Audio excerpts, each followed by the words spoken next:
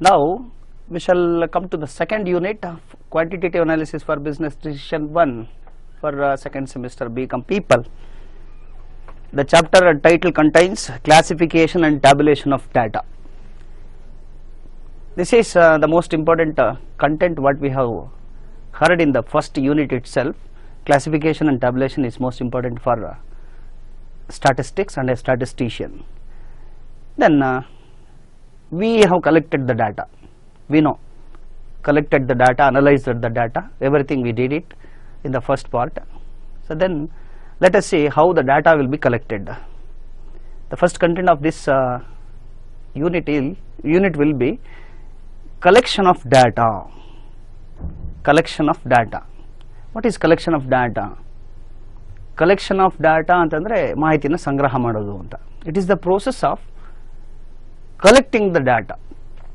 Before collecting the data, we should confirm that who will going to collect the data and from whom it is to be collected. In collection of data process, there are two persons involved. One it is investigator and another is respondent. Investigator is also called as enumerator, and the person who gives the answer to the investigator, who is also called as respondent or informant. So ನಮಗೆ ಮಾಹಿತಿ collect ಮಾಡ್ತಕ್ಕಂಥವ್ರನ್ನ investigator ಅಂತ ಕರಿತೀವಿ, ಮಾಹಿತಿ ಕೊಡ್ತಕ್ಕಂಥವ್ರನ್ನ respondent ಅಂತ ಕರಿತೀವಿ ಅಥವಾ ಅವನ್ನ informant ಅಂತ ಕೂಡ ಕರಿತೀವಿ. ಎನ್ಯೂಮರೇಟರ್ ಅಥವಾ ಇನ್ವೆಸ್ಟಿಗೇಟರ್ ಮಾಹಿತಿ ಸಂಗ್ರಹ ಮಾಡೋನು, ಇನ್ಫಾರ್ಮೆಂಟ್ ಅಥವಾ ರೆಸ್ಪಾಂಡೆಂಟ್ ಮಾಹಿತಿಯನ್ನ ಕೊಡ್ತಕ್ಕಂಥವನು ಅಂತ ಈ ಇಬ್ಬರು ಪರ್ಸನ್ಸ್ ಇರ್ತಾರೆ ಕಲೆಕ್ಷನ್ ಆಫ್ ಡಾಟಾ ಅಲ್ಲಿ, ನಾವು ಮರೆತು ಹೋಗಬಾರ್ದು. Get it?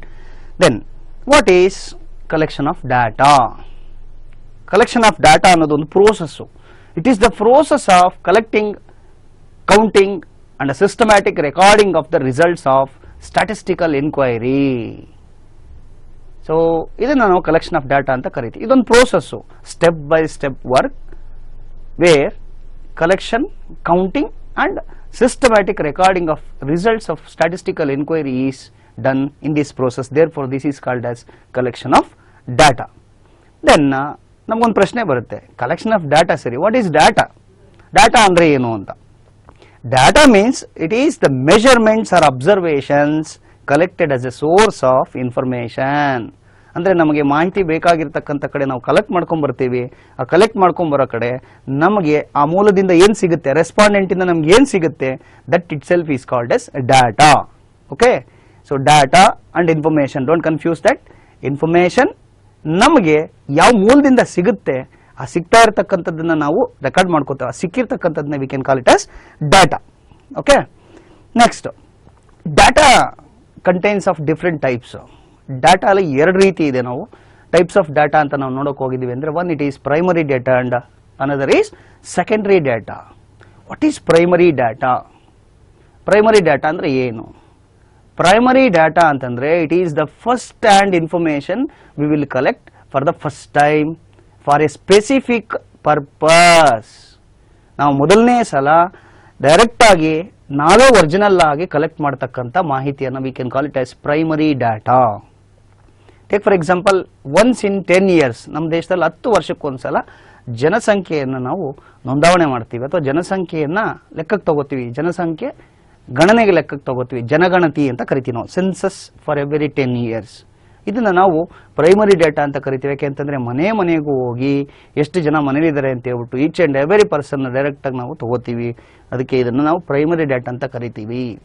This is the first hand information which is collected for the first time and it is A very original information in character. ತುಂಬಾ ಒರಿಜಿನಲ್ ಇದು, ಡೈರೆಕ್ಟ್ ಆಗಿ ನಾವು ಕಲೆಕ್ಟ್ ಮಾಡಿರ್ತಕ್ಕಂಥದ್ದು. Okay, second type V can call it as secondary data. What is secondary data? Secondary data ಅಂತಂದ್ರೆ which is already collected by someone, which is used for some other purposes, and thereafter we are using if it is useful for our purpose of inquiry. ನಮ್ಮ ಒಂದು ಉದ್ದೇಶಕ್ಕೋಸ್ಕರ ಬೇರೊಬ್ರು already collect ಮಾಡಿರ್ತಾರೆ, ಬೇರೊಬ್ರು already ಅದನ್ನ ಬಳಸಿರ್ತಾರೆ, ಅದನ್ನ ನಮ್ಮ ಉದ್ದೇಶಕ್ಕೆ, ನಮ್ಮ ಅಧ್ಯಯನಕ್ಕೆ ಏನಾದರೂ ಬೇಕಾದ್ರೆ ಅದನ್ನ ಬಳಸ್ಕೋಬಹುದು. ಅದಕ್ಕೆ ಅದನ್ನು ನಾವು ಸೆಕೆಂಡರಿ ಡಾಟಾ ಅಂತ ಕರಿತೀವಿ. Right? Secondary data which is already collected by someone for their own purposes and used for their own purposes. Again we are using for second time, that is It has been already collected, but we are using. Therefore, it is called as secondary data. Secondary data ಅಲ್ಲಿ ನಾವು ನೋಡೋಕೆ ಹೋದರೆ ಎರಡು ತರ ಕಾಣಿಸುತ್ತೆ. There are two types of secondary data again. ಒಂದು published sources ಮತ್ತೆ ಅನ್ಪಬ್ಲಿಷ್ಡ್ sources ಅಂತ. ಅಂದರೆ ಮುದ್ರಿತವಾಗಿರ್ತಕ್ಕಂಥ ಮೂಲಗಳು ಮತ್ತೆ ಮುದ್ರಣವಾಗದೇ ಇರತಕ್ಕಂಥ ಮೂಲಗಳು ಎರಡು ರೀತಿ ಸಿಗುತ್ತೆ ನಮಗೆ. ಒಂದು ಪಬ್ಲಿಷ್ಡ್ ಸೋರ್ಸು ನಮಗೆ ಗೊತ್ತು. So we don't know what is published and what is unpublished. So ನಾನು ಹೇಳ್ತೀನಿ ಪಬ್ಲಿಷ್ಡ್ ಸೋರ್ಸಸ್ ಅಂದರೆ ಏನು. ಆಲ್ರೆಡಿ ಕೇಂದ್ರ ಸರ್ಕಾರ, ರಾಜ್ಯ ಸರ್ಕಾರ, central government, state government, then so many financial institutions, professional bodies, journals, annual reports, research agencies, statistical departments ಅಥವಾ statistical reporting service departments, Department of Agriculture, Department of Horticulture, Department of Education, ಬೇರೆ ಬೇರೆ ಇಲಾಖೆಗಳು, ಬೇರೆ ಬೇರೆ ಸರ್ಕಾರಗಳು, ಬೇರೆ ಬೇರೆ ಏನು ಪ್ರತಿನಿಧಿಗಳು, ಬೇರೆ ಬೇರೆ ಸಂಶೋಧಕರು ಇವರೆಲ್ಲ ಕೂಡ ಕಲೆಕ್ಟ್ ಮಾಡಿ they made a particular report which is printed in form. ಅದು ನಿಜವಾಗ್ಲೂ ಕೂಡ ಮುದ್ರಣ ಮಾಧ್ಯಮದ ಮುದ್ರಣ ಮಾಡಿಟ್ಟು ಒಂದು ಕಡೆ ಅದನ್ನು ರೆಕಾರ್ಡ್ ಮಾಡಿಟ್ಟಿರ್ತಾರೆ. ಅದನ್ನು ನಾವು ಪಬ್ಲಿಷ್ಡ್ ಸೋರ್ಸ್ ಅಂತ ಕರಿತೀವಿ. ಅದನ್ನು ಯಾರು ಬೇಕಾದರೂ ಕೂಡ ನಾನು ಸೆಕೆಂಡರಿ ಡಾಟಾ ಆಗಿ ಅಥವಾ ಸೆಕೆಂಡರಿ ಸೋರ್ಸ್ ಆಗಿ ಬಳಸ್ಕೋಬಹುದು. Then coming back to unpublished sources. Unpublished ಅಂತಂದ್ರೆ ಮುದ್ರಣ ಮಾಡಿರೋದಿಲ್ಲ. Those are called as unpublished sources. ಏನು ಅನ್ಪಬ್ಲಿಷ್ಡ್ ಸೋರ್ಸಸ್ ಯಾವ್ಯಾವ್ದು ಇರುತ್ತೆ ಅಂತಂದ್ರೆ again so many important reports of government of India or government of any state which is so confidential, which is not published in general. ಅದು ಮುದ್ರಣ ಮಾಡದೇ ಇರಬಹುದು. ಅದಕ್ಕೋಸ್ಕರ ಅದನ್ನು ಅನ್ಪಬ್ಲಿಷ್ಡ್ ಸೋರ್ಸ್ ಅಂತ ಕರಿತೀವಿ. ಕೆಲವು ರಿಸರ್ಚ್ ಮಾಡಿರ್ತಾರೆ ಸಂಶೋಧಕರು. Many people they have research, just they searched many information and they collected and they gathered and organised it in a very good form, but it is not published or very elsewhere. ಎಲ್ಲೂ ಕೂಡ ಅಲ್ಲಿ ನಾವು ಮುದ್ರಣ ಮಾಡಿರೋದಿಲ್ಲ. So ಅದಕ್ಕೋಸ್ಕರ ಅದನ್ನು ನಾವು ಅನ್ಪಬ್ಲಿಷ್ಡ್ source ಅಂತಾನೆ ಕರಿತೀವಿ. ಅದೇ ರೀತಿ ಪ್ರೈವೇಟ್ ಸಂಸ್ಥೆಗಳು, ಖಾಸಗಿ ಸಂಸ್ಥೆಗಳು, private organisations, they won't publish anything because it is confidential to them. There is confidential things and there may be some important information which is very very specific to that person which is not given to the general public. Therefore ಅದನ್ನು ನಾವು ಮುದ್ರಣ ಮಾಡಿರೋದಿಲ್ಲ. ಆದರೆ ಅದೇ ಥರದ ವಿಷಯವನ್ನು ನಾವೇನಾದರೂ ನಾವು ಅಧ್ಯಯನ ಮಾಡೋಕ್ಕೆ ಹೋದಾಗ ಆ ಮಾಧ್ಯಮವನ್ನು ಅಥವಾ ಆ ಒಂದು ಅನ್ಪಬ್ಲಿಷ್ಡ್ ಸೋರ್ಸನ್ನು ಅವ್ರ ಹತ್ರ ಪರ್ಮಿಷನ್ ಅನುಮತಿ ತಗೊಂಡು we can get the information from them by getting the permission and also by getting the information from them. So then we can use it as secondary sources of data.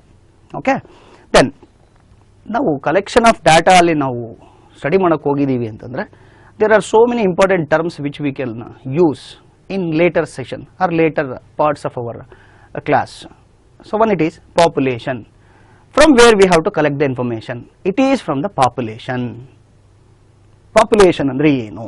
ಮೊದಲನೇ term ಒಂದು important term use ಮಾಡ್ತೀವಿ.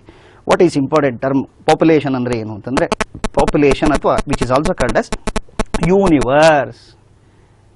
What is population ಅಂತಂದ್ರೆ it is the units fall within the statistical investigation. The totally it is called as population.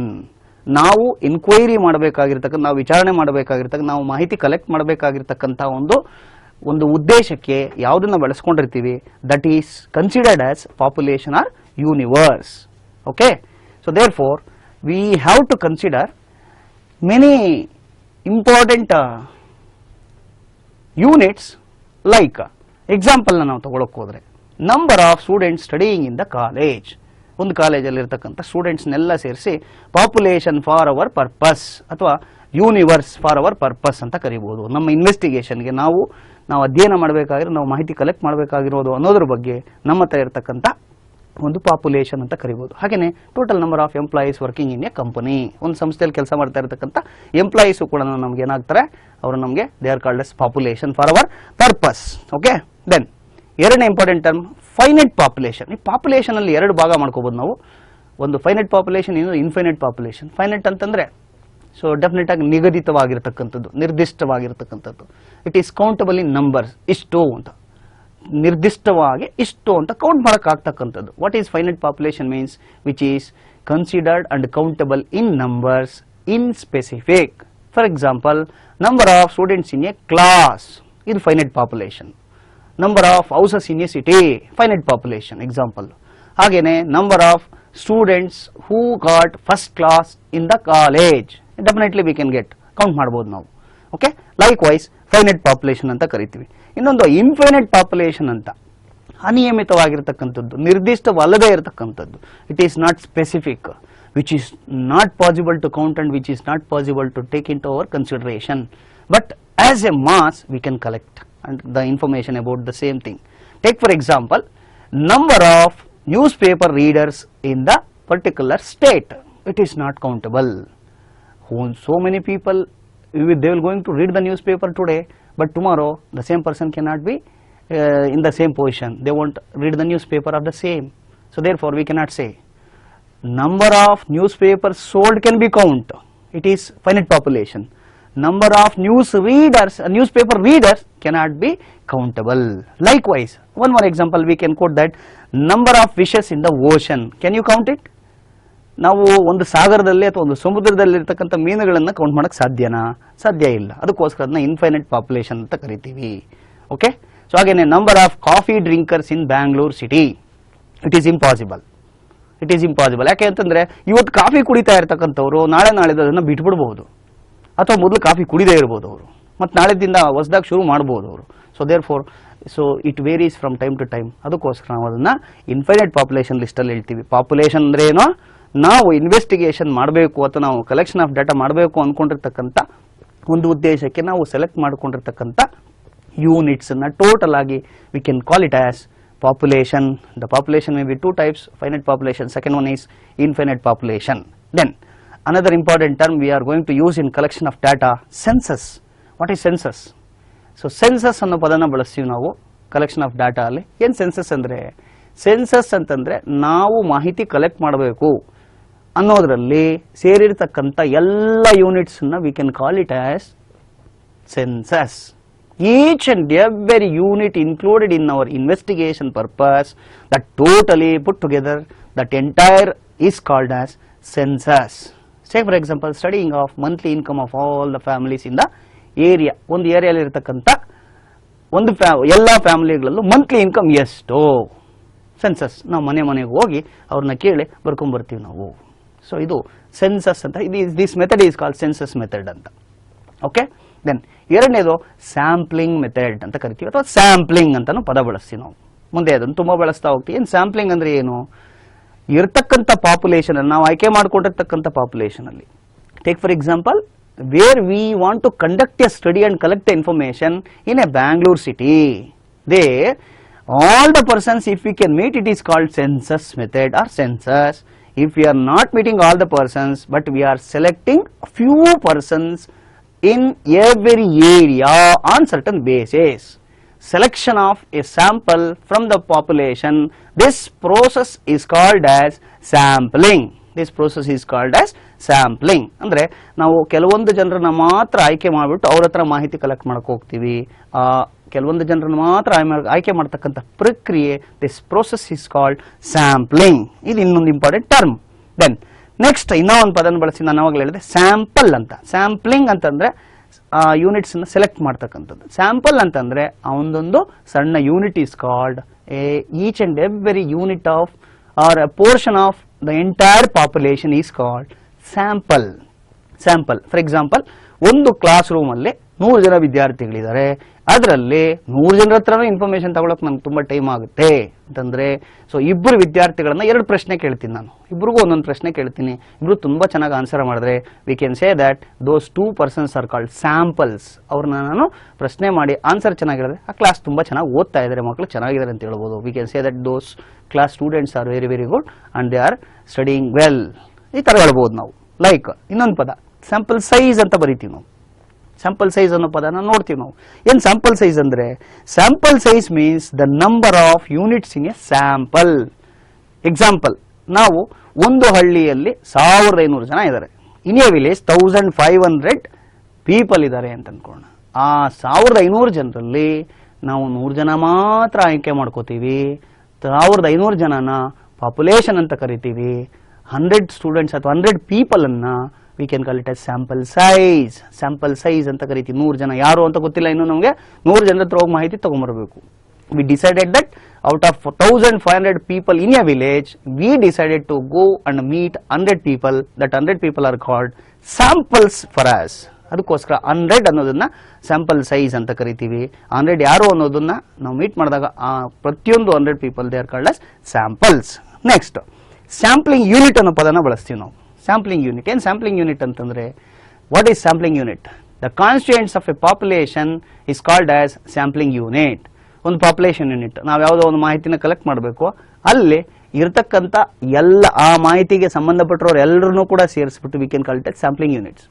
For example, ಒಂದು class ರೂಮಲ್ಲಿ ಕನ್ನಡದಲ್ಲಿ 60ಕ್ಕಿಂತ ಜಾಸ್ತಿ ಬಂದಿರೋರು ಎಲ್ಲರನ್ನೂ ಕೂಡ ನಾವು ಇಂಟರ್ವ್ಯೂ ಮಾಡಬೇಕು, ಮಾಹಿತಿ ಕಲೆಕ್ಟ್ ಮಾಡಬೇಕು. ಹೆಂಗೆ ಕನ್ನಡದಲ್ಲಿ ಜಾಸ್ತಿ ಮಾರ್ಕ್ಸ್ ತಗೊಂಡ್ರಿ ನೀವು ಅಂತ. ಸೊ 60ಕ್ಕಿಂತ ಜಾಸ್ತಿ ಬಂದಿರೋರು ಎಲ್ಲರೂ ಕೂಡ they are called as sampling units. ಅದರಲ್ಲಿ 60 ಅಥವಾ 70 ಜನ ಇರ್ತಾರೆ ಒಂದು ಕ್ಲಾಸ್ ರೂಮಲ್ಲಿ, ಅದರಲ್ಲಿ 30 ಜನ 60ಕ್ಕಿಂತ ಅಥವಾ 70ಕ್ಕಿಂತ ಅಥವಾ 90ಕ್ಕಿಂತ ಜಾಸ್ತಿ ತಗೊಂಡಿರ್ತಾರೆ. ಅವ್ರನ್ನ ನಾವು ಸ್ಯಾಂಪಲ್ ಸೈಜ್ ಅಂತ ಕರಿತೀವಿ. ಎಲ್ಲರನ್ನೂ ಕೇಳಿದಿರಾ, 4 ಜನ ಮಾತ್ರ ಕೇಳ್ತೀವಿ, they are called as sampling units. Okay, ಕ್ಲಾಸಲ್ಲಿ ಇರೋರು ಎಲ್ಲರೂ ಕೂಡ 60ಕ್ಕಿಂತ ಜಾಸ್ತಿ ಬಂದಿರೋರು ಅಥವಾ ಕನ್ನಡ ಬರ್ದಿರೋರು ಎಲ್ಲರೂ ಕೂಡ V can call it as sampling unit. ಮತ್ತೆ ನಮ್ಗೆ ಬೇಕಾಗಿರೋನ್ನ ಮಾತ್ರ ನಾವು ಸೆಲೆಕ್ಟ್ ಮಾಡ್ಕೊಂಡ್ರೆ ಸ್ಯಾಂಪಲ್ಸ್ ಅಂತ ಕರಿತೀವಿ. ದೆನ್ ಸ್ಯಾಂಪ್ಲಿಂಗ್ ಫ್ರೇಮ್ ಅಂತ ಹಾಕೋತೀವಿ ನಾವು. So we can use one more word, it is sampling frame ಅಂತ. It's a list identifying each sampling unit by number. ಒಂದು ಲಿಸ್ಟ್ ಮಾಡ್ಕೋತೀವಿ ಯಾರನ್ನ ನಾವು ಮೀಟ್ ಮಾಡಬೇಕು ಅನ್ನೋದನ್ನ, ಅದನ್ನೇ ನಾವು ಸ್ಯಾಂಪ್ಲಿಂಗ್ ಫ್ರೇಮ್ ಅಂತ ಕರಿತೀವಿ. ಎಲ್ಲರೂ ಮೀಟ್ ಮಾಡೋದಿಲ್ಲ, ಒಂದಷ್ಟು ಜನನ ನಿಗದಿತವಾಗಿರತಕ್ಕಂಥವ್ರನ್ನ ಸೆಲೆಕ್ಟ್ ಮಾಡ್ಕೋತೀವಿ. For example, list of voters, ಇವನ್ನ ನಾವು ಸ್ಯಾಂಪ್ಲಿಂಗ್ ಫ್ರೇಮ್ ಅಂತ ಕರಿತೀವಿ. ಊರಲ್ಲಿರೋರು ಎಲ್ಲರೂ ಕೂಡ ವೋಟರ್ಸ್ ಆಗಲ್ಲ. ಹಾಗೆ ಲಿಸ್ಟ್ ಆಫ್ ಹೌಸ್ ಹೋಲ್ಡರ್ಸ್, ಒಂದು ಪ್ರದೇಶದಲ್ಲಿ ಇರ್ತಕ್ಕಂಥವ್ರು ಎಲ್ಲರೂ ಕೂಡ ಸ್ವಂತ ಮನೆಗಳಿರೋರು ಯಾರ್ಯಾರೋ ಲಿಸ್ಟ್ ಮಾಡ್ತೀವಿ. ಸ್ವಂತ ಮನೆ ಇಲ್ದಿರೋರು ಬಿಟ್ಟುಬಿಟ್ಟು ಸ್ವಂತ ಮನೆ ಇರೋರು ಮಾತ್ರ ಮಾಡ್ತೀವಿ, ಅದನ್ನ ಸ್ಯಾಂಪ್ಲಿಂಗ್ ಫ್ರೇಮ್ ಅಂತ ಕರಿತೀವಿ. List of villages in a district, ಒಂದು ಹಳ್ಳಿಯಲ್ಲಿ ಇರತಕ್ಕಂಥ ಒಂದು ಡಿಸ್ಟ್ರಿಕ್ಟ್ ಅಲ್ಲಿ ಇರತಕ್ಕಂಥ ಎಲ್ಲ ಹಳ್ಳಿಗಳ ಲಿಸ್ಟು, ಅದನ್ನು ನಾವು ಸ್ಯಾಂಪ್ಲಿಂಗ್ ಫ್ರೇಮ್ ಅಲ್ಲಿ ಸೇರಿಸ್ತೀವಿ. ಲಿಸ್ಟ್ ಆಫ್ ಫಾರ್ಮರ್ಸ್, ಒಂದು ಊರಲ್ಲಿ ಅಥವಾ ಒಂದು ಪರ್ಟಿಕ್ಯುಲರ್ ಪ್ಲೇಸ್ ಅಲ್ಲಿ there are so many people, they are employees of government of Karnataka, employees of government of India, and they are farmers, they are unemployees, they are students, they are kids. ಈ ಥರ ಮಾಡ್ತೀವಿ. ಅದರಲ್ಲಿ list of farmers ಅಂತ ಮಾಡ್ತೀವಿ, ಅದನ್ನು ಮಾತ್ರ ಸೇರಿಸಿ ನಾವು ಸ್ಯಾಂಪ್ಲಿಂಗ್ ಫ್ರೇಮ್ ಅಂತ V can call it as sampling frame. Okay, next sampling ಅನ್ನು ನಾವು ಮಾಡೋಕ್ಕೆ ಹೋದಾಗ ದೇರ್ ಆರ್ ಸಮ್ ಮೆಥಡ್ಸ್, ಅಥವಾ ಅದನ್ನು ನಾವು ಟೆಕ್ನಿಕ್ಸ್ ಆಫ್ ಸ್ಯಾಂಪ್ಲಿಂಗ್ ಅಂತ ಕೂಡ ಕರಿತೀವಿ. ನಾವು ಸ್ಯಾಂಪ್ಲಿಂಗ್ ಟೆಕ್ನಿಕ್ಸ್ ಅಥವಾ ಸ್ಯಾಂಪ್ಲಿಂಗ್ ಮೆಥಡ್ಸ್ ಅಂತ ಕರಿತೀವಿ. ಮ್ಯಾಕ್ಸಿಮಮ್ ಎಲ್ಲವನ್ನು ಸೇರಿಸಿ ನಾವು 2 ಭಾಗ ಮಾಡ್ತೀವಿ. One it is probability sampling methods ಅಥವಾ ರ್ಯಾಂಡಮ್ ಸ್ಯಾಂಪ್ಲಿಂಗ್ ಮೆಥಡ್ಸ್, ಇನ್ನೊಂದು ನಾನ್ ಪ್ರಾಬಬಿಲಿಟಿ ಅಥವಾ ನಾನ್ ರ್ಯಾಂಡಮ್ ಸ್ಯಾಂಪ್ಲಿಂಗ್ ಮೆಥಡ್ಸ್ ಅಂತ ಕರಿತೀವಿ. ಏನು ಪ್ರಾಬಬಿಲಿಟಿ ರ್ಯಾಂಡಮ್ ಅಥವಾ ಪ್ರಾಬಬಿಲಿಟಿ ಸ್ಯಾಂಪ್ಲಿಂಗ್ ಅಥವಾ ರ್ಯಾಂಡಮ್ ಸ್ಯಾಂಪ್ಲಿಂಗ್ ಅಂದ್ರೆ ಏನು? What is probability sampling or random sampling? When we are collecting information from each and every unit, and each and every unit is considered, and each and every unit is having a chance of getting selected in the population. ಅಂದ್ರೆ ಪ್ರತಿಯೊಂದಕ್ಕೂ ಕೂಡ ಅವಕಾಶ ಅನ್ನೋದು ಇರುತ್ತೆ, ಅಂಥದ್ದನ್ನ ನಾವು probability sampling ಅಂತ ಮುಕ್ತವಾಗಿರುತ್ತೆ. So ಒಂದು basket ಅಲ್ಲಿ 50 ಬಾಲ್ ಆಗಿರ್ತೀವಿ, ಅದರಲ್ಲಿ ಕೈ ಇಟ್ಬಿಟ್ಟು ಒಂದೇ ಒಂದು ಬಾಲನ್ನ ತೆಗಿಬೇಕು ನಾವು ಅಂದ್ರೆ 50 ಬಾಲಲ್ಲಿ ಯಾವ್ದಾದ್ರು ಬರಬಹುದು. Out of 50 balls in a basket, we want to draw one ball.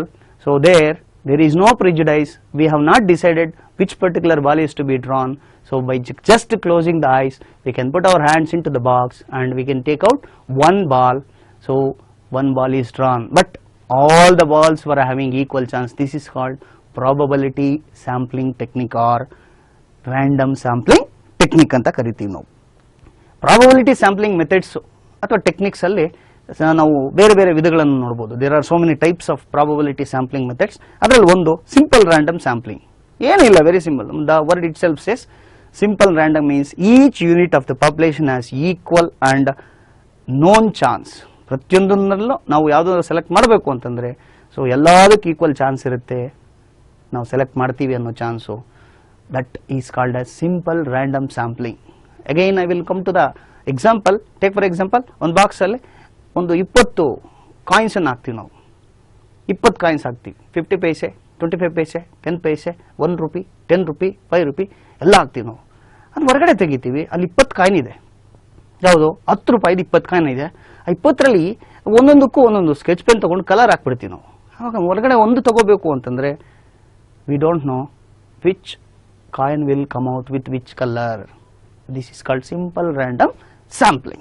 Then ಎರಡನೇದು ಸಿಸ್ಟಮ್ಯಾಟಿಕ್ ಸ್ಯಾಂಪ್ಲಿಂಗ್ ಅಂತ ಕರಿತೀವಿ. ಸಿಸ್ಟಮ್ಯಾಟಿಕ್ ಸ್ಯಾಂಪ್ಲಿಂಗ್ ಇದಕ್ಕೆ ಇನ್ನೂ ಒಂದು ಹೆಸರನ್ನ we can use this systematic sampling in another name that is called quasi random sampling ಅಂತ. What it is? we have to divide the population and we have to put it in an order. In an order, there we have to systematically draw the samples.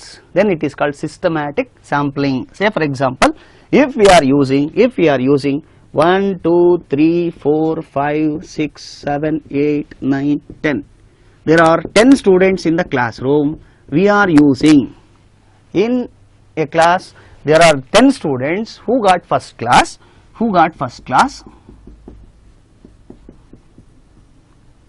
So these 10 students are first class students in the class. So if we want to collect the information quickly, we can reduce these 10 persons into 3 parts. Say for example, a person with third number, then again 6 and then again 9. We can draw these 3 persons, we can collect the information from these persons. This is called systematic sampling. It is also called as quasi random sampling. Say for example, in 100 persons, if we have 100 persons,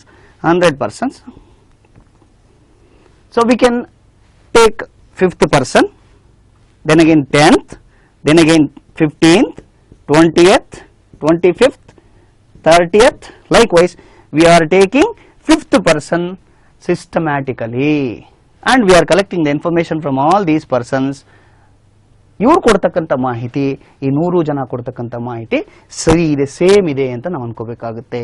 so this is called systematic sampling. ಇದಕ್ಕೆ ಇನ್ನೂ ಒಂದು ಹೆಸರು quasi random sampling ಅಂತ ಕರಿತೀವಿ. Then the probability sampling methods ಅಥವಾ random sampling methods ಅಲ್ಲಿ ಮೂರನೇದು stratified sampling. Strata ಅಂದ್ರೆ ಗ್ರೂಪ್, ಸಬ್ ಗ್ರೂಪ್ ಅಂತ.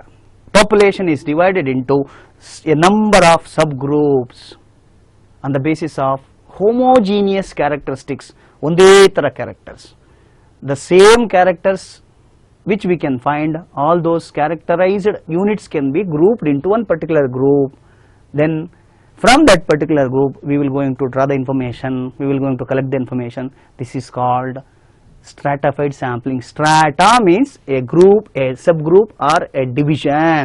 Take for example, in a particular area, if we want to collect the information, we can group males and females, and again we can make a group like managers and non-managers in a particular organization.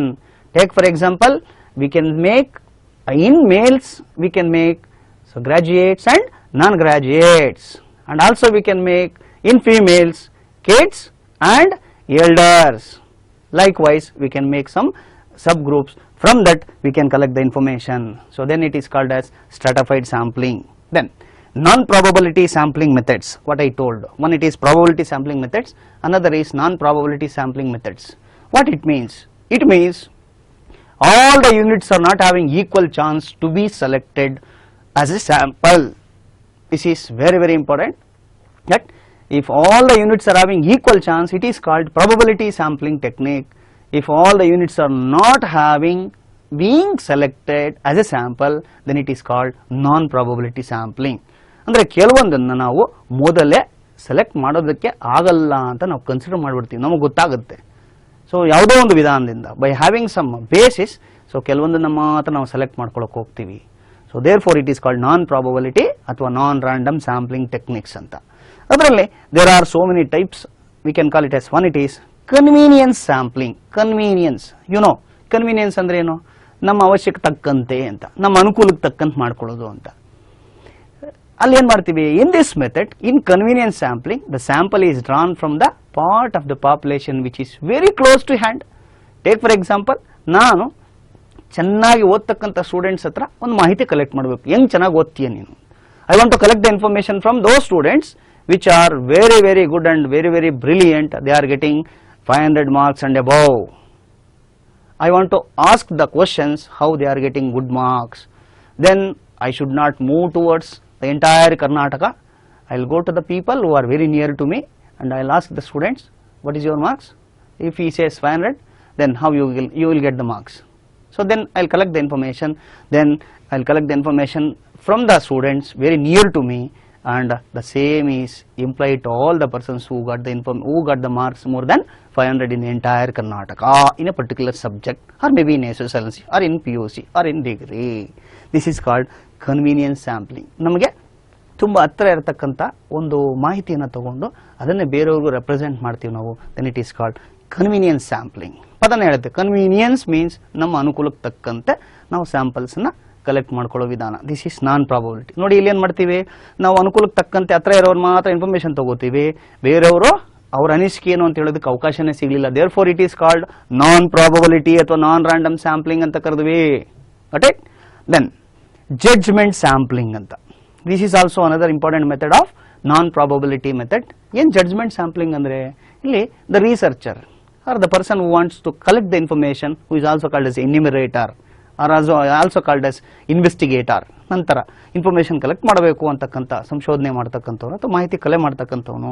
So researcher selects the units as sample based on their knowledge and their professional judgment.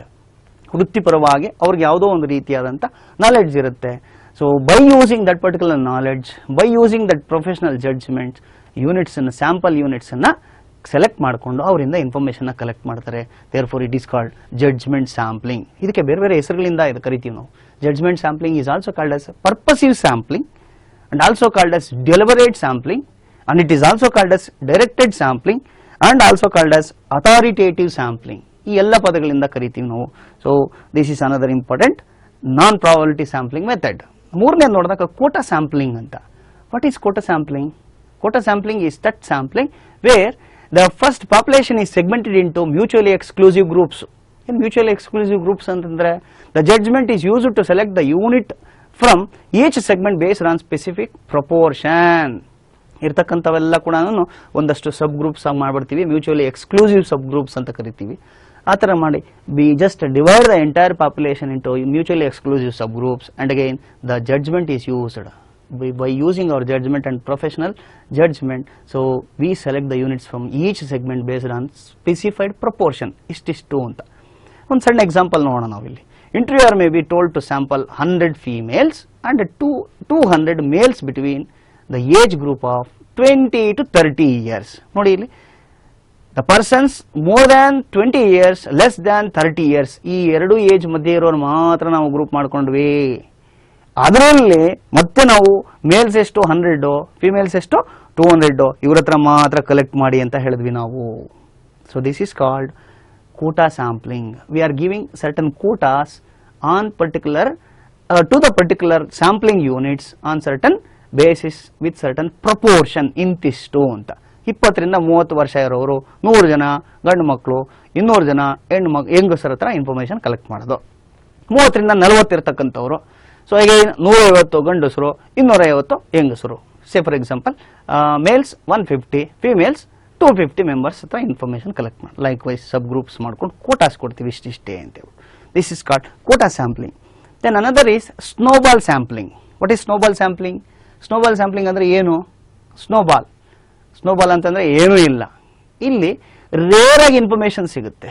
Wear the information is very very rare to collect and very difficult to collect, there we use this technique, the non-probability sampling technique, to collect the information. It's a special method. It's a special method where the desired sampling characteristics are rare and difficult to locate, and it is limited to some extent. ಕೆಲವೊಂದ್ಸಲ ನಿರ್ದಿಷ್ಟವಾಗಿರ್ತಾರೆ ಆ ಗ್ರೂಪಲ್ಲಿ ಇರ್ತಕ್ಕಂಥವ್ರು. Example ನಾವು ತಗೊಂಡಿದ್ದೀವಿ, ಮನೆ ಇಲ್ಲದೆ ಇರ್ತಕ್ಕಂಥವ್ರನ್ನ ನಾವು interview ಮಾಡಬೇಕು, ಯಾರ್ಯಾರಿದ್ದಾರೆ ಅಂತ.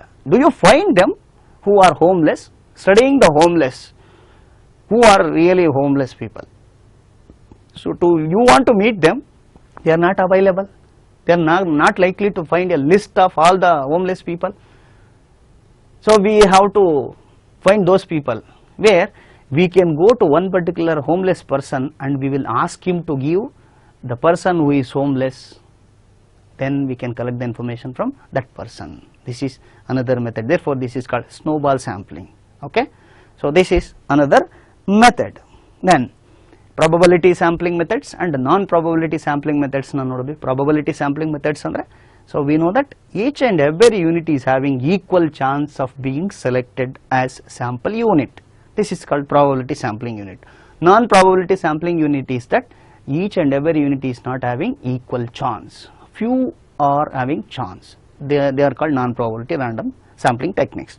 Then coming to the another important content, it is classification of data.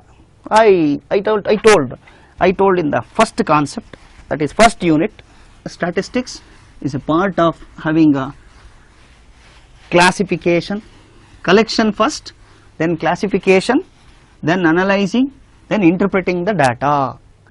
Data collection ಮಾಡಿದೀವಿ, data classify ಮಾಡಬೇಕು ನಾವು. What is collection of data? Over. Then data is collected, which is a mass data is with us. ನಮ್ಮ ಹತ್ರ ಇದೆ data ಇದೆ, ಅದನ್ನು classify ಮಾಡಬೇಕು. What is classification? In a systematic order, it should be arranged. That process is called classification of data. Collected data na systematic ಆಗಿ ಒಂದು ಪದ್ಧತಿಯ ಪ್ರಕಾರ ಜೋಡಣೆ ಮಾಡಬೇಕು ನಾವು ಅದನ್ನು.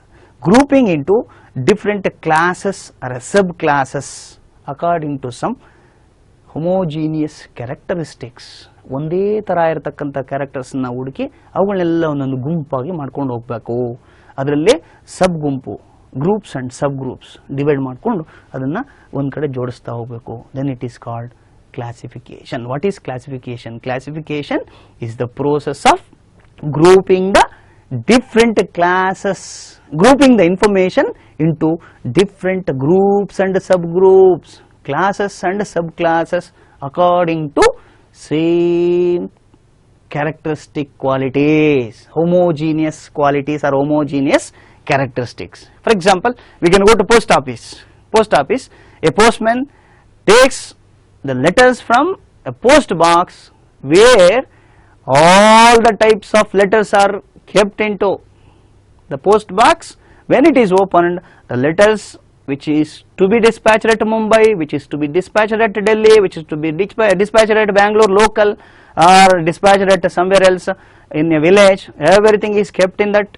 When the postman just opens it and he will take it into the office, post office, again there the sorting is taking place, sorting of post office letters on the basis of states, on the basis of districts, on the basis of taluks, on the basis of hublis, on the basis of villages. Likewise, in alphabetical order or in numerical order, in particular number, we know that there is PIN, postal index number is allotted to particular areas. On that particular numbers, we will just sort the posting letters before it is going to dispatch to the person to whom the letter has been written. So this is nothing but classification. First, all the letters which is belonging to Bangalore is kept in one particular row. Another Kolar, another Siblapur, another Mandya, Hasan. Likewise, if it is within the Karnataka, then again if it is in India, at the India level, then it is Karnataka's one particular classification, Bengal, Delhi, Haryana, Punjab, Sikkim, Goa, everything, a state-wise classification is done. This is called classification. What is classification? Classification ಅಂತಂದ್ರೆ so ಒಂದೇ ತರ ಇರತಕ್ಕಂಥ ಕ್ಯಾರೆಕ್ಟರ್ಸ್ನೆಲ್ಲ ಕೂಡ groups ಮತ್ತೆ ಸಬ್ groups ಆಗಿ divide ಮಾಡ್ಕೊಂಡು ಹೋಗೋದು. So ಇಲ್ಲಿ ಕಾರ್ನರ್ ಅಂತಕ್ಕಂಥವ್ರು ಒಬ್ರು ಡೆಫಿನೇಷನ್ ಕೊಡ್ತಾರೆ. What is classification? The process of arranging things in groups or classes according to their resemblances and affinities. Resemblances ಒಂದೇ ತರ ಇರತಕ್ಕಂಥದ್ದು, affinities, and gives expression to the unity of attributes that may subsist amongst the diversity of individuals. ಬೇರೆ ಬೇರೆ ತರದ್ರಲ್ಲೇ ಒಂದೇ ತರವೆಲ್ಲ ಕೂಡ ಒಂದೊಂದು ಕಡೆ ಹಾಕೋದು. This is called classification. Okay, then ಯಾಕೆ ಕ್ಲಾಸಿಫಿಕೇಶನ್ ಮಾಡಬೇಕು? ಒಬ್ಬ ಸ್ಟ್ಯಾಟಿಸ್ಟಿಷಿಯನ್ ಡಾಟಾನ ಕಲೆಕ್ಟ್ ಮಾಡ್ತಾನೆ, ಕ್ಲಾಸಿಫೈ ಮಾಡ್ತಾನೆ ಅಂತ ಹೇಳಿದ್ವಿ ನಾವು. ಮಾಡಿದ್ರೆ ಚೆನ್ನಾಗಿರುತ್ತೆ. Why? What are the objectives of classification? If we are not having done the classification, ಏನಾಗ್ಬೋದು problem? So definitely statistics cannot be used as tool for analysis. So statistics classification statistics ಅಲ್ಲಿ ಯಾಕೆ ಮುಖ್ಯ? There are some objectives. One, it is the classification condenses the mass data. ಅಥವಾ reduces the mass data, ಚಿಕ್ಕದು ಮಾಡುತ್ತೆ, ದೊಡ್ಡದಾಗಿರ್ತಕ್ಕಂಥದ್ದು ಚಿಕ್ಕ ಚಿಕ್ಕ parts ಆಗಿ ಮಾಡುತ್ತೆ. Second one, it eliminates unnecessary details, ಅಕ್ರೆ ಇಲ್ಲದೆ ಇರತಕ್ಕಂಥದ್ದು ತೆಗೆದುಹಾಕುತ್ತೆ ಕ್ಲಾಸಿಫಿಕೇಶನ್ ಅಲ್ಲಿ. Because we have collected the data on mass, a mass data has been collected, we don't know whether it is useful or unuseful, just useful or not useful. So we collected useful and unuseful, just separated and partitioned, then useful data is kept in a right way. Then third one is it facilitates comparison between different sets of data. I told you statistics is the source where we can make comparisons. Definitely in the statistics classification helps, so to just by bifurcating the units on the basis of homogeneous characteristics, ಒಂದೇ ಥರ ಇರ್ತಕ್ಕಂಥವೆಲ್ಲ ಒಂದೊಂದು group ಮಾಡೋದಕ್ಕೋಸ್ಕರ ಒಂದು ಗ್ರೂಪ್ಗೂ ಮತ್ತೊಂದು ಗ್ರೂಪ್ಗೂ comparison ಮಾಡೋದು ತುಂಬ easy. Then it enables to locate similarities and reduce mental strain.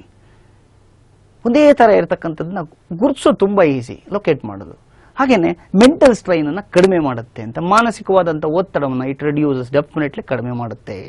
ಯಾಕೆ, ಈಗ ಫಾರ್ ಎಕ್ಸಾಂಪಲ್ ಒಬ್ಬ ಪೋಸ್ಟ್ ಮ್ಯಾನ್ಗೆ ಬಾಂಬೆದೊಂದು, ಬೆಂಗಳೂರದೊಂದು, ಹಾಸನದೊಂದು, ಹರಿಯಾಣದೊಂದು ಕೊಟ್ಬಿಟ್ಪಾ ಅಂತಂದ್ರೆ definitely a postman cannot go to that places, one postman cannot go to that places, it's a very big task.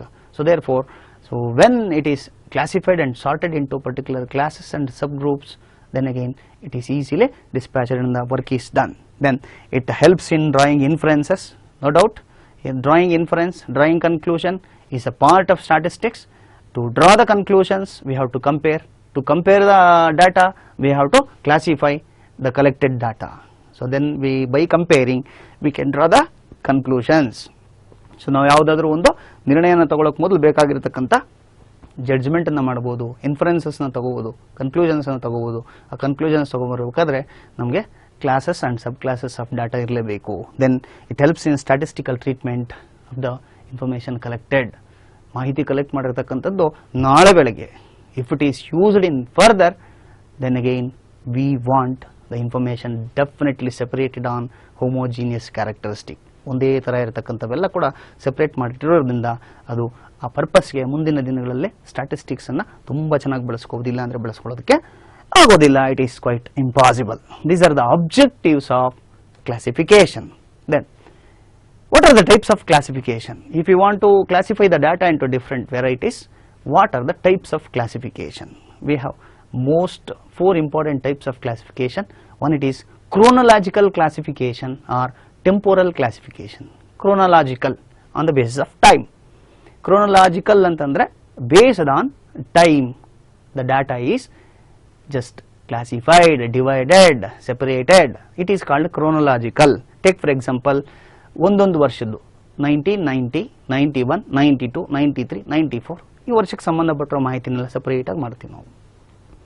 ಇಲ್ಲ, ಒಂದೇ ವರ್ಷದಲ್ಲಿ 2013 and 14 academic year 2013-14 March 1st 2013, I mean 31st April, 1st April to 31st March of 2014. This is a financial year, we can say that. ಈ ವರ್ಷದಲ್ಲಿ 1 April, ಮತ್ತೆ April ಆದಮೇಲೆ May, June, July, August, month wise information ನಾವು separate ಮಾಡ್ಕೊಂಡ್ಬರ್ತೀವಿ based on time. It may be on basis of month, on the basis of year, or on the basis of a week. It is based on time. So then the data is classified. It is called chronological classification or temporal classification. Both are same.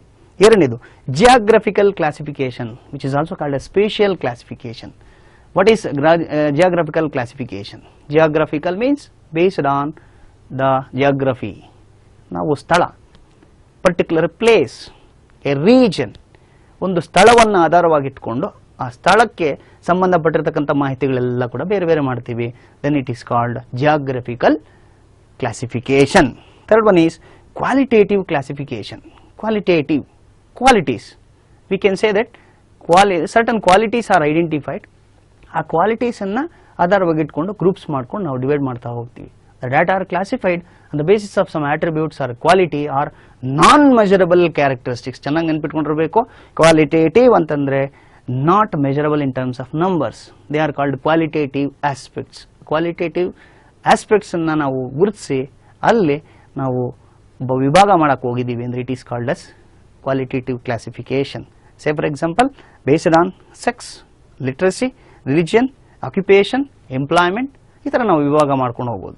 The population of whole country can be classified into many categories. ಏನಂತ?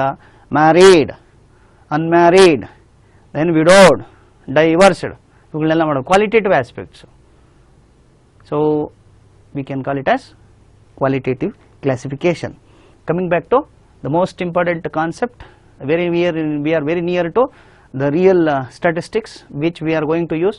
We are in front of a statistics, that is quantitative classification. What do you mean by quantitative classification? Numbers. Quantitative means numbers, that's all.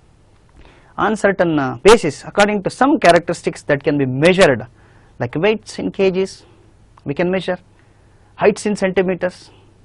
So we can assign certain numbers by assigning arbitrary limits. They are also called as class limits. So we can quantify those things. This phenomena is called as quantitative classification. What is quantitative classification? We have to make out. Very important thing is that the variables are identified. Here it is. The quantitative or numbers are grouped into one particular characteristic qualities into one particular group that is measurable in numbers. They are called as quantitative classification. Here we have one example, particular example. Take for example, so we are having weights, then again number of students. Number of students we are having in front of us 90 kgs to 100 kgs. We are having a students of 50, measurable. At the same time 100 to 110 kgs, so we are having a student number of 90. So likewise we are having, so here, so these weights are called as variables. These are called as variables. The number of students, it is called as frequency. Frequency, don't forget that. Variables are called as x, which is denoted by capital X. The frequency is denoted by small f. Okay, this we will come across in the coming concepts. Okay, while studying classification, we will going to come across some important terms. Which are those? Just now I told you that one, it is variable. The first one is variable. What is variable? Any characteristic or any number or any quantity which is measured is called variable. It is also called as data item. Variable is also called as data item. Data item. So this is really we are considering for solving any problem by using the statistical tools. Therefore it is called as data item, which is also called as variable, which is denoted by capital X. For example, here we took it as weights. Weights is a variable. Age, height of students, age of persons, or salary of particular employees in a business organization. These are all called as variables. Okay. Second one is frequency. Just now I told you that frequency. What is frequency? It is denoted by small f. What is frequency?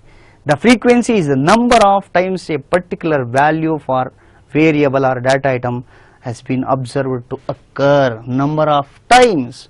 Say for example 90 to 100 kgs students, a student with a weight of 90, more than 90 but less than 100, 50 students are arrived in that particular college.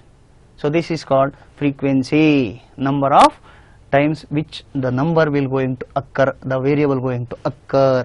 ಎಷ್ಟು ಸಲ ಈ particular ಸಂಖ್ಯೆಗೆ ಸಂಬಂಧಪಟ್ಟಿರ್ತಕ್ಕಂಥವ್ರು ಎಷ್ಟು ಜನ ಬರ್ತಾರೆ ಅಥವಾ ಎಷ್ಟು ಸಲ ರಿಪೀಟ್ ಆಗಿದೆ ಅದನ್ನು ನಾವು ಫ್ರೀಕ್ವೆನ್ಸಿ ಅಂತ ಕರಿತೀವಿ. ಸ್ಮಾಲ್ ಎಫ್ ಇಂದ ಡಿನೋಟ್ ಮಾಡಬಹುದು. Then frequency distribution. What is frequency distribution?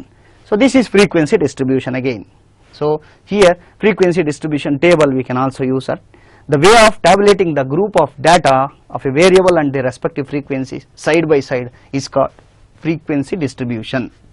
This entire thing is called frequency distribution. This is called frequency distribution.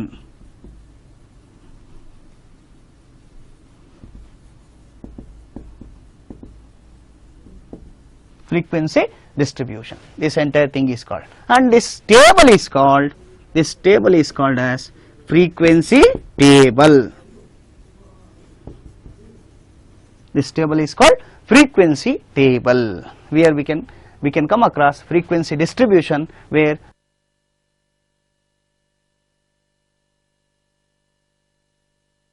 variables and the frequency which is kept in a table form, the total entire thing is called as frequency distribution, and the table is called frequency table, where we can find variables and also frequency. Okay, then this is frequency table. We can find what is frequency table, how it appears. So here we can find height of children in centimeters, 120 to 130, 130 to 140, absolute frequency. The frequencies may be of two types. One, it is absolute frequency as it is, ಅದು ಏನಿರುತ್ತೆ ಹಾಗಾಗೇ ಬರ್ಕೊಳ್ಳೋದು absolute frequency, ಅದನ್ನು f ಇಂದ denote ಮಾಡ್ತೀವಿ. Relative frequency ಅಂದರೆ percentages ಮಾಡಿಡೋದು. 50 ಜನಕ್ಕೆ, for example 50 ಸ್ಟೂಡೆಂಟ್ಸ್ಗೆ 99 members 120 to 130 centimetres ಇದ್ದಾರೆ ಅಂದರೆ ಅದು ಪರ್ಸೆಂಟೇಜ್ ಎಷ್ಟು ಬರುತ್ತೆ? 18% ಬರುತ್ತೆ. 9/50 into 100 ಕನ್ವರ್ಟ್ ಮಾಡೋದು ಪರ್ಸೆಂಟೇಜ್ ಅಂತ. That is called relative frequency distribution ಅಂತ ಕರಿತೀವಿ. ರಿಲೇಟಿವ್ ಫ್ರೀಕ್ವೆನ್ಸಿ ಟೇಬಲ್ ಅಲ್ಲಿ ಈಗ ಮಾಡ್ಕೋಬಹುದು. But frequency, simple frequency, absolute frequency is used more in statistics. Okay, then number of important terms ನೋಡ್ತಾ ಹೋಗ್ತಿದ್ದೀವಿ. ಹಾಗೇನೆ ಕ್ಲಾಸ್ ಲಿಮಿಟ್ಸ್ ಅಂತ ನೋಡಿದ್ವಿ ನಾವು, ಇಷ್ಟೊತ್ತು ನೋಡಿದ್ವಿ ನಾವು ಟೇಬಲ್ ಅಲ್ಲಿ. 2 values of the class is called class limits. One, it is lower limit, another is upper limit. So ಇಲ್ಲಿ ನಾವು ಅವಾಗಲೇ ಟೇಬಲ್ ನೋಡಿದ್ವಿ, ನಾವು ಅಲ್ಲಿ ಲೋಯರ್ ಲಿಮಿಟ್ ಮತ್ತೆ ಅಪ್ಪರ್ ಲಿಮಿಟ್ ನೋಡ್ತೀವಿ. ಇಲ್ಲಿ 90 ಮತ್ತೆ 100. 90 is called L1 and 100 is called L2. Okay, lower limit and upper limit. So the lowest value of the class limit is lower limit, and the highest value of the class limit is upper limit. That is to be denoted by L1 and L2 in class limits in statistics. Then class interval. What is class interval? It is a size of group formed with the smallest value and the largest value of the data. So therefore it is called as class interval. So this is 90 to 100 is one class interval. 100 to 110 is another class interval. 110 to 120 is another class interval. Like this, these are all the class intervals. Okay. Then next one is width. Class size, a class width, which is also called as class magnitude or magnitude of the class, which is also called as range. The difference between the upper limit and the lower limit is called range or width or magnitude or class size. ಇಲ್ಲಿ 90 and 100 ಗೆ ಮಧ್ಯೆ ಇರತಕ್ಕಂಥ difference 10. This 10 is called class width or class magnitude or class size. We can call it as. Okay, so ಇದು ಇನ್ನೊಂದು important term. Then mid value.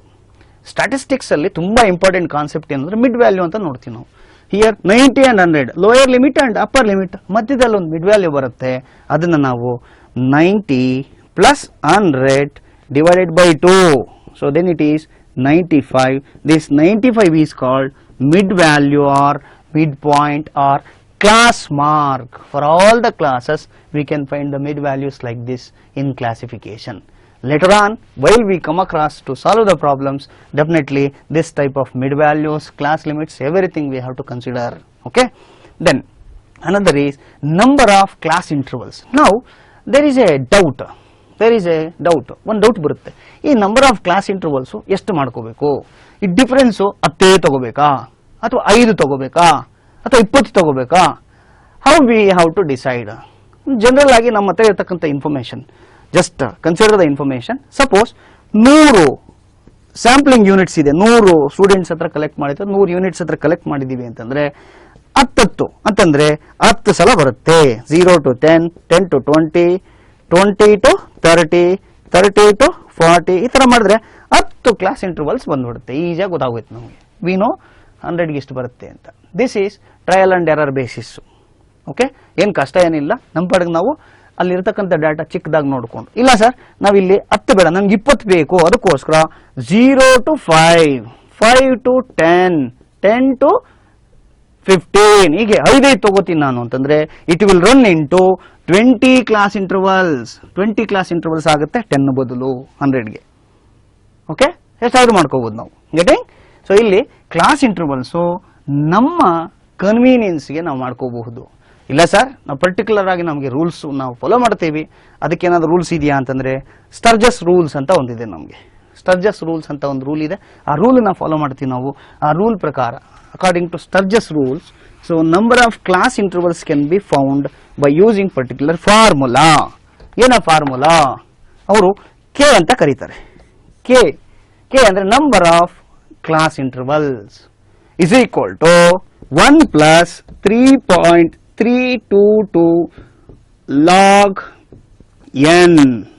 Log N ಅಂತ ಕರೀತಾರೆ. What is this? K ಅಂದ್ರೆ number of class intervals. 1 plus 3.322 log N ಅಂತಂದ್ರೆ N is nothing but number of units or number of items. Number of items, number of units or number of items. Say for example, ಈಗ ತಾನು ಹೇಳಿದೆ ನಾನು 100 students ಇದ್ದಾರೆ ಅಂತಂದ್ರೆ 100 ಜನರ ಹತ್ರ ಮಾಹಿತಿ ಕಲೆಕ್ಟ್ ಮಾಡೋದೆಲ್ಲ ಇದೆ. ನಾವು ಫಾರ್ ಎಕ್ಸಾಂಪಲ್ ಬರ್ಕೊಂಡು ಹೋಗ್ತೀವಿ 100 ಜನರದ್ದು ಕೂಡ. 100 ಜನ ಸ್ಟೂಡೆಂಟ್ಸ್ ಮಾರ್ಕ್ಸ್ ಕಲೆಕ್ಟ್ ಮಾಡ್ತೀವಿ ಒಂದು ಎಕ್ಸಾಮಲ್ಲಿ. ಒಬ್ಬನು 0, 10, 15, 40, 90, 95, 99, 100, 86, 75, 70, 0, 5, 58. ಲೈಕ್ ವೈಸ್ 100 ಸ್ಟೂಡೆಂಟ್ಸ್ ಕಲೆಕ್ಟ್ ಮಾಡಿರ್ತೀವಿ ನಾವು.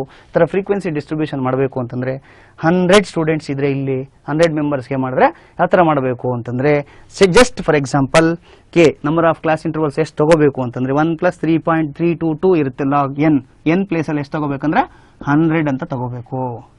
100ಗೆ ತಗೊಂಡಾಗ ನಾವು ಸೊ ವಿ ಕ್ಯಾನ್ ಸೇ 100ಗೆ ತಗೊಂಡಾಗ ನಾವು ಇಟ್ ಈಸ್ 1 ಪ್ಲಸ್ 3.322 ಲಾಗ್ 100ಗೆ ಲಾಗ್ ನೋಡಬೇಕು.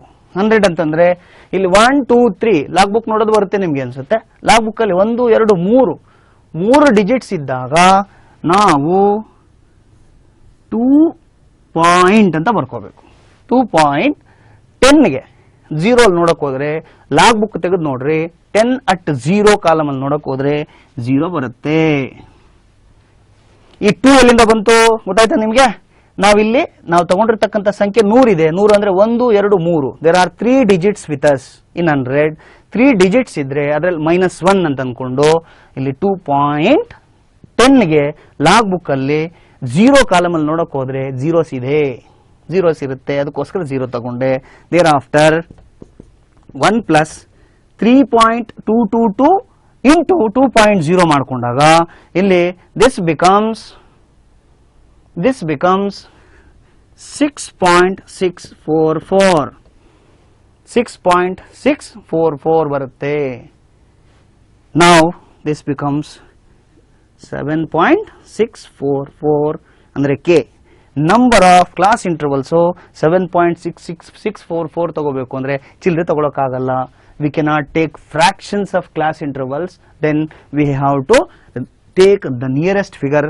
7.6. 0.6 is more than half, therefore it is rounded off to 8.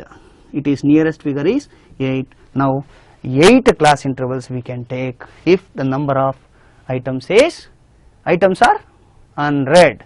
Likewise we have, if the number of items is 50, so the class intervals will be 7, 100, 8, 1000, 11 and 10,000 it is 14. So this we can follow. By using Sturge's rule. Okay, important terms ಅಲ್ಲಿ ನಾವು ಇದನ್ನು ನೋಡಲೇಬೇಕು. Number of class intervals ತಗೊಳ್ಳೋದು ಹೇಗೆ ಅಂತ. Sir, class intervals numbers ಬಂದ್ಬಿಡ್ತು 100 ಇದ್ರೆ ಇಷ್ಟು ತಗೊಂಡ್ರೆ ಚೆನ್ನಾಗಿರುತ್ತೆ. ಇಲ್ಲ ನಾವು ಗುಡ್ಗುರ್ತ್ ಮೇಲೆ ತಗೋತೀವಿ, ಬೈ ಬ್ಲ್ಯಾಂಡ್ ಆಗಿ ಜಸ್ಟ್ ಬ್ಲೈಂಡ್ ಆಗಿ ಯಾರು ಟ್ರಯಲ್ ಅಂಡ್ ಎರರ್ ಬೇಸಿಸ್ ಮೇಲೆ ತಗೋಬಹುದು. 10 ತಗೊಂಡ್ರೆ 100ಗೆ 10 ಬರುತ್ತೆ. ಇಲ್ಲ ಸರ್, ನಾವು ರೂಲ್ ಅಪ್ಲೈ ಮಾಡ್ತೀವಿ by using Sturges rule. So 8 class intervals ತಗೋತೀವಿ. Sir, what is the class width? Class width ಎಷ್ಟು ತಗೊಳ್ಳೋದು ನಾವು? ನನಗೆ ಗೊತ್ತಿಲ್ಲ. Again we have Sturges rule. Class width ತಗೊಳ್ಳೋಕ್ಕೂ ಕೂಡ ಸ್ಟರ್ಜಸ್ ರೂಲ್ ಇದೆ. ನಮಗೆ ಸ್ಟರ್ಜಸ್ ರೂಲ್ ಕೊಟ್ಟಿದ್ದಾರೆ ಅವರು. ಆ ರೂಲ್ ಅನ್ನು ತಗೊಂಡಾಗ definitely we can follow this one. Okay, so ಇಲ್ಲಿ ಒಂದು ಎಕ್ಸಾಂಪಲ್ ನಾವು ನೋಡ್ತಾ ಇದೀವಿ. ಈಗ ಇಲ್ಲೊಂದು ಎಕ್ಸಾಂಪಲ್ ನೋಡ್ತಿದೀವಿ ನಾವು. We are looking in to a particular example where so the height of plants in centimeters of 50 plants are given. 50 ಗಿಡಗಳದ್ದು ಹೈಟು ಉದ್ದ ನಮ್ಗೆ ಇಲ್ಲಿ ಕೊಡ್ತಾ ಇದ್ದಾರೆ. ಒಂದೊಂದೇ ಬರ್ಕೊಂಡು ಹೋಗ್ತೀವಿ. ಮೊದಲನೇ plant 42 centimeter, second plant 62, 46, 54, 41 like this ಬರ್ಕೊಂಡು ಹೋಗ್ತಾ ಇದೀವಿ. ಅದರಲ್ಲಿ ಸೊ ನಾವು ಈಗ ರೂಲ್ಸ್ ಅನ್ನು ಅಪ್ಲೈ ಮಾಡಬೇಕಾದ್ರೆ ಸ್ಟರ್ಜಸ್ ರೂಲ್ಸ್ ಅನ್ನು ಅಪ್ಲೈ ಮಾಡಬೇಕು. ಕ್ಲಾಸ್ ವಿಡ್ತ್ ಎಷ್ಟು ತಗೋಬೇಕು? 0 to 10 ತಗೋಬೇಕಾ, 0 to 20 ತಗೋಬೇಕಾ, ಅಥವಾ 0 to 5 ತಗೋಬೇಕಾ ಗೊತ್ತಾಗ್ತಿಲ್ಲ ನಮಗೆ. ದೆನ್ ಸ್ಟಾರ್ಟಿಂಗ್ ಯಾವುದು? ಸ್ಟಾರ್ಟಿಂಗ್ ಮಾಡೋದು ಎಲ್ಲಿ ಅಂತಂದ್ರೆ ಕಡಿಮೆ ಸಂಖ್ಯೆ 32 ಇದೆ. The least number in this example is 32 and the highest number is 64. So this is least number, this is highest number. ಗುರುತಿಸ್ಕೊಂಡ್ವಿ ನಾವು. ದೆನ್ ರೂಲ್ ನ ಅಪ್ಲೈ ಮಾಡೋಣ. This is C for size of the class interval. 0 to 5 ತಗೋಬೇಕಾ, 5 to 10 ತಗೋಬೇಕಾ, 0 to 10 ತಗೋಬೇಕಾ, 0 to 20 ತಗೋಬೇಕಾ, ನಾವು decide ಮಾಡಕ್ ಹೋಗ್ತಾ ಇದೀವಿ. ಈಗ ನಾವು ಅಲ್ಲಿ ಯೂಸ್ ಮಾಡಿದಾಗ C is equal to number size of the class. C is equal to range divided by 1.1 plus 3.322 log n. 322 log n use ಮಾಡಬಹುದು. ಇಲ್ಲಿ ನಮ್ಮ ಹತ್ರ 50 ಪ್ಲಾಂಟ್ಸ್ ಕೊಡ್ತಾ ಇದ್ದಾರೆ. 50 is equal to n. Okay, number of plants is 50. Then minimum is number is 32, maximum is 64. ಇವೆರಡನ್ನು cover ಮಾಡಬೇಕು ಮಧ್ಯದಲ್ಲಿ ಬರ್ತಕ್ಕಂಥವು. ನಾವು ಹಾಗಾದ್ರೆ ಕ್ಲಾಸ್ ಇಂಟರ್ವಲ್ಸ್ ಎಲ್ಲಿಂದ ತಗೋಬೇಕು, ಎಷ್ಟು ತಗೋಬೇಕು ಅಂತ. Here so C is equal to range. Least ಬಂದು 64. Range means L2 minus L1. L2 minus L1, largest one minus smallest one, divided by 1 plus 3.322 log n. Okay, now it is L2 64, L1 32 divided by 1 plus 3.322 log n. Log number of items n is equal to 50. Again, next step, 64 minus 32, it becomes 32 again. 32 divided by 1 plus 3.322 log 50. Log 50 ನಾನು ಹೇಳಿದೆ. Again 50 ಅಂತಂದ್ರೆ ಇಲ್ಲಿ 1 plus 2. There are 2 digits with us. 2 minus 1 is equal to 1.50 at 0. Log book ಅಲ್ಲಿ ನೋಡ್ಬೇಕು ನಾವು. ಲಾಗರಿಥಮ್ಸ್ table ಹೋಗ್ಬಿಟ್ಟು 50 number ಸರಿಯಾಗಿ 0 column ಅಲ್ಲಿ ನೋಡಿದಾಗ 6990 ಬರುತ್ತೆ. 6990 ಬರುತ್ತೆ. Okay, now the step which will going to continue here, it is 32 divided by 1 plus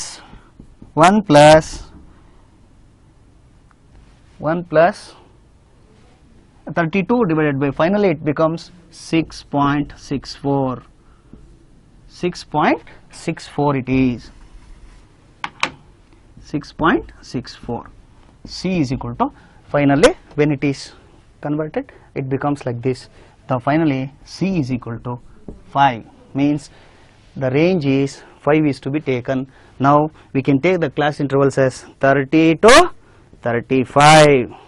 The 5 difference is 5. Then again 35 to 40, 40 to 45, up to 65 is to be covered. 45 to 50, 50 to 55, 55 to 60, and 60 to 65. Within 65, 64 is covered. Now we come to the class limits, class intervals, class L1 and L2. Everything is covered here. It is, we formed frequency table along with frequency distribution with class number of class intervals and also class width calculation. All the things are classified here. It is, so this is another important factor at this stage. The classification stage is considered. This is the very important stage where we have to consider number of classes and the size of class width is to be calculated.